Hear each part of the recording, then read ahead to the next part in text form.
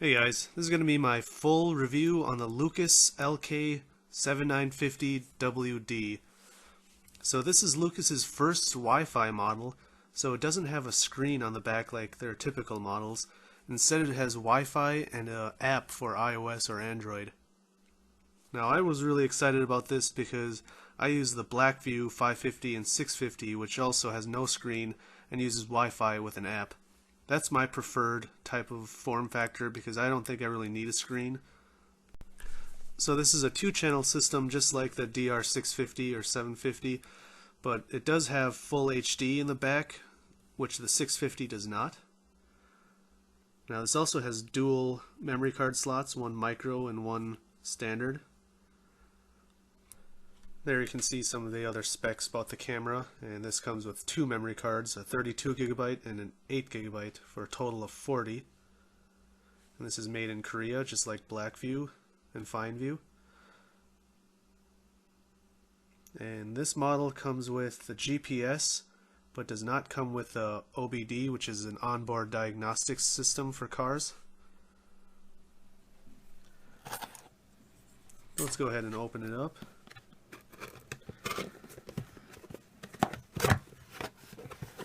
Right away you're greeted with a manual. There you can see, shows you how to connect the Wi-Fi. It uses a separate Wi-Fi dongle actually that has to plug in.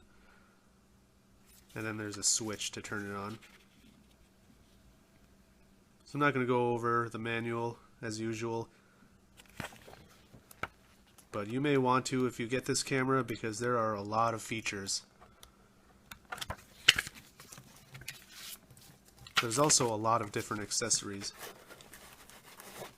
So here you can see the rear camera, which is really small, and you can point it up or down. And it does actually use mini USB.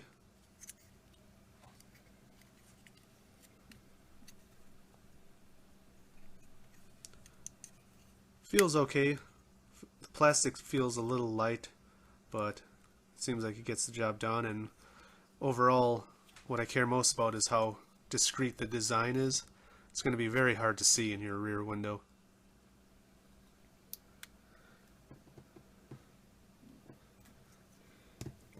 So now let's look at the main camera. It's got a big lens. You can see there's actually a UV filter right on the top already mounted on it, which can unscrew.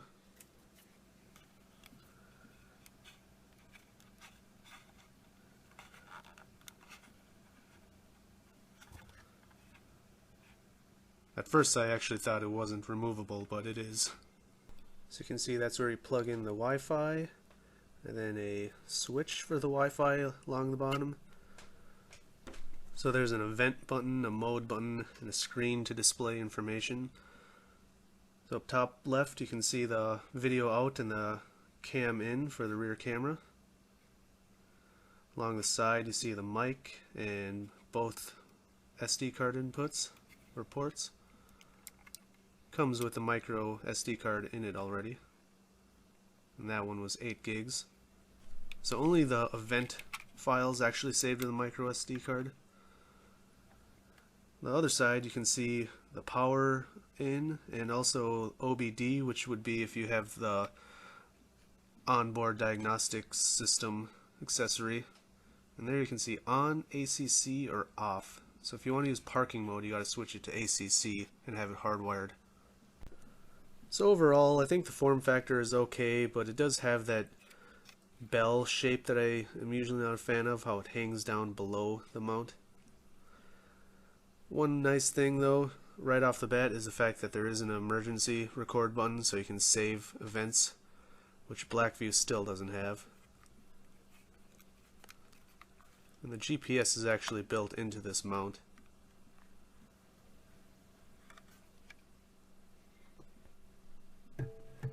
So let's go ahead and look at what else comes with the box. There is the full-size SD card.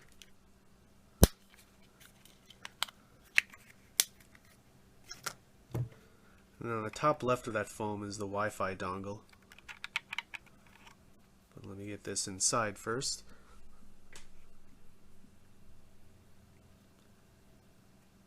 As you can see, it is a Lukas brand memory card.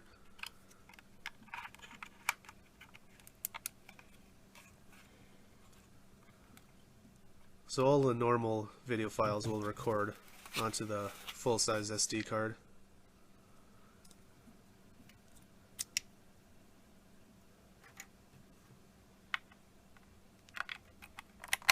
Sort of wish the Wi-Fi was just built in. I don't really see a sense of having a separate dongle for it.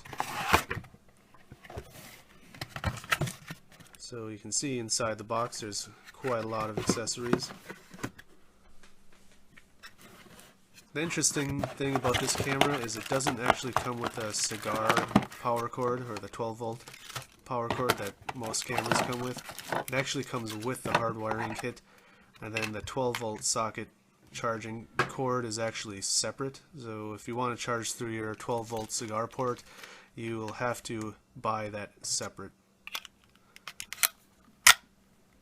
So here's a couple mounts. This one just slides right in. This is the one I ended up actually using. I like how easy it was to slide in and out.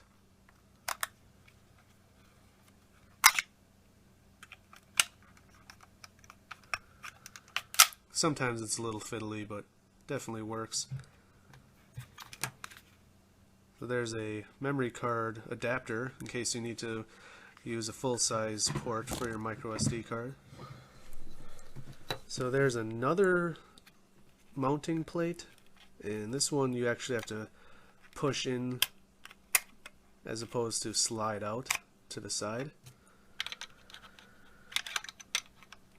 Now this might be a little stronger if you get into an accident and hold it better, but I still liked the slide-in one just because it seemed like I wasn't going to break anything, where when I was putting this in it almost felt like I was going to snap something off. But I'm sure it's fine. They're not going to put out a faulty mount, at least a company this big.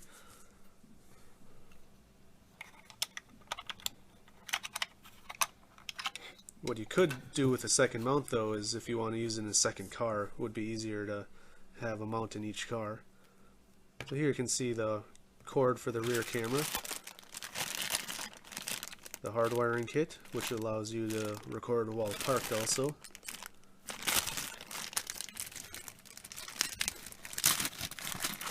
So this is pretty similar to the PowerMagic Pro.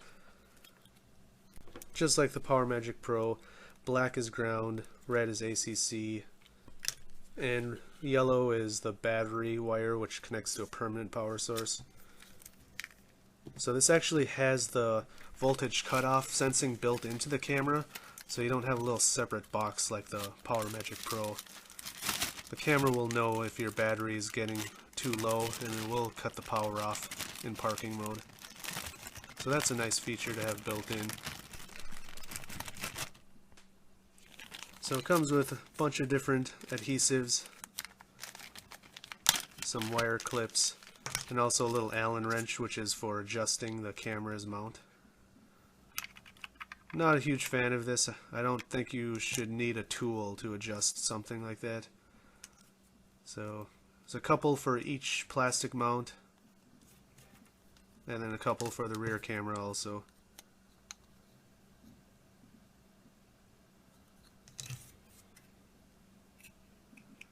It's nice about the fact that you can put it on as opposed to have it already on there like some cameras.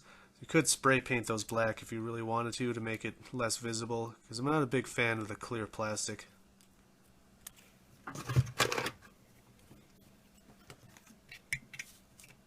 So this was the first time I was looking at this, so that's why I was sort of fumbling around with them, trying to figure out where each piece went.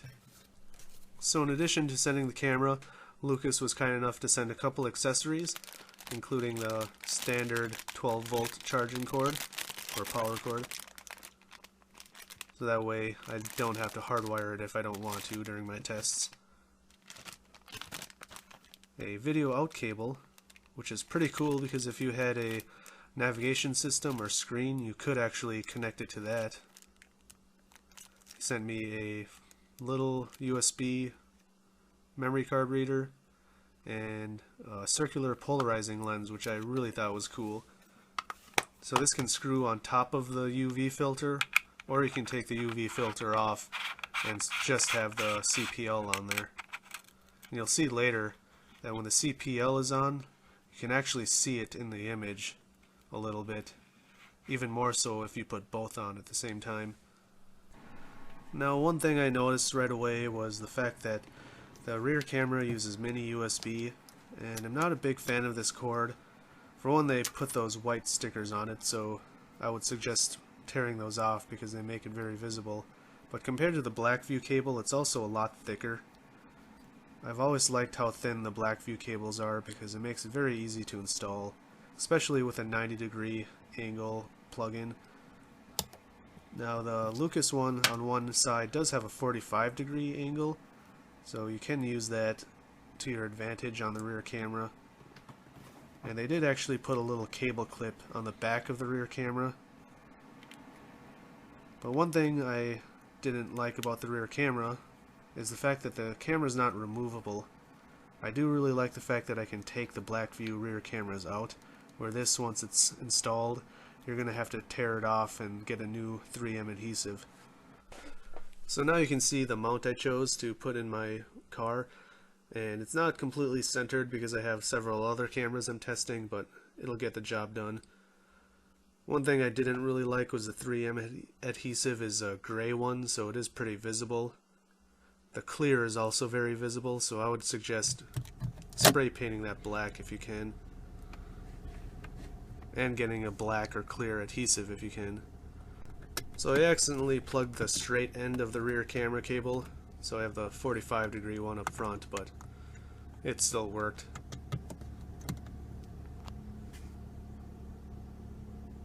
So now you'll hear the startup audio alerts. And audio alerts is one of my favorite features. I've had cheap and expensive cameras fail to record sometimes, so that audio alert will definitely help. Welcome. This is Lukas Blackbox. Drive safely. So there's several different types of alerts, including when you start an event recording. So here you can see the rear camera next to my DR550. And again, there's that gray adhesive I was talking about, and the white on the cable, and the front. So the mount is very visible, which is why I suggested spray painting it black. So here you can see some footage. Now this is some pretty harsh lighting with the sun shining directly at it. I think the footage is okay. It's nothing special though. It's actually a lower bitrate than the Blackview cameras. But what's nice about this compared to my 650 or 550 is it does have full 1080p in the back. But it is only 24 frames a second, so it's not as good as a full 1080p 30 like a lot of people expect. In comparison to the Blackview DR650, that does have 8 megabits per second in the front, where this camera by Lukas only has about 7, but the rear cameras are very different. The rear camera on this, like I said, is 1080p 24 frames a second, but at about 5 megabits per second, while the Blackview's rear 720 is only 3 or so megabits per second. And even though the Blackview does have 30 frames a second in the back, I would still go with this 1080p 24 frames a second over the 650's 720p 30. So you can really judge for yourself by watching this footage.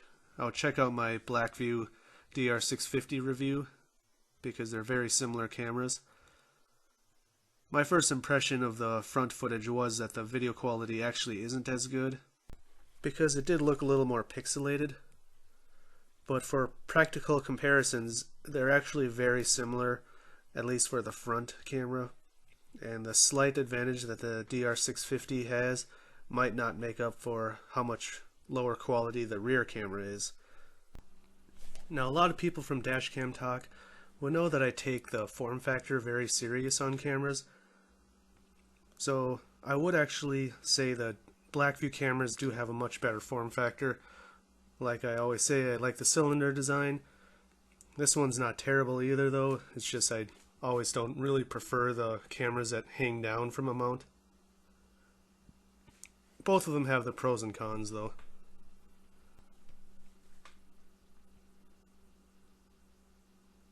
But again, this camera does have pretty good rear full HD footage, so you really gotta weigh the pros and cons for yourself and see which ones you take priority in. So I'm just gonna go ahead and show a couple more clips.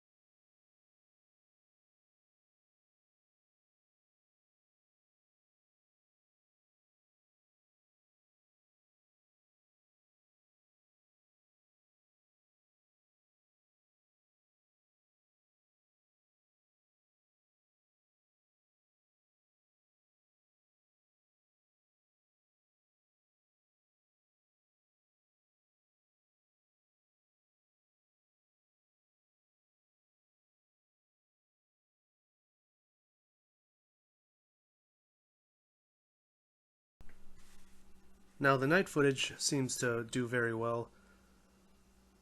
Compared to some of the cheaper Chinese cameras, I think the lighting looks a lot better.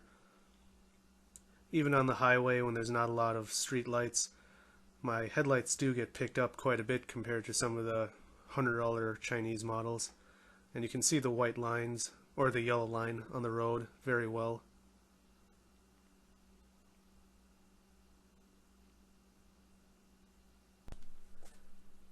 This footage does include the UV filter on it, which you wouldn't really need.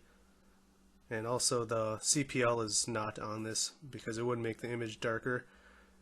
This is just the standard brightness, so I did not mess with the exposure in this clip.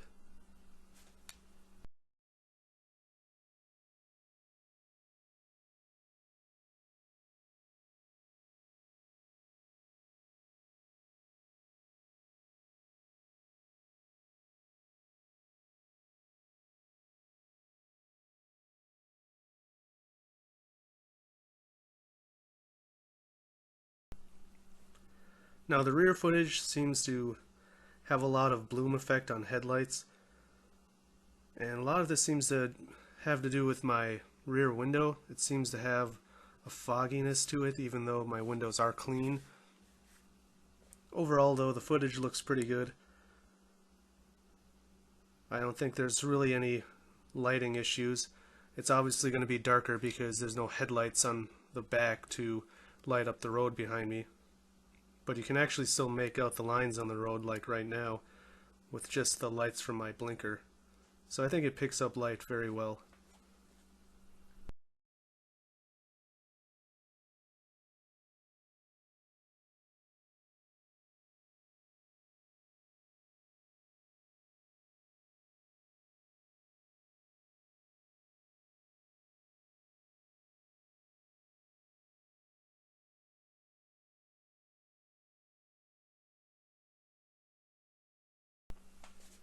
So now I want to do a quick demonstration with a CPL filter.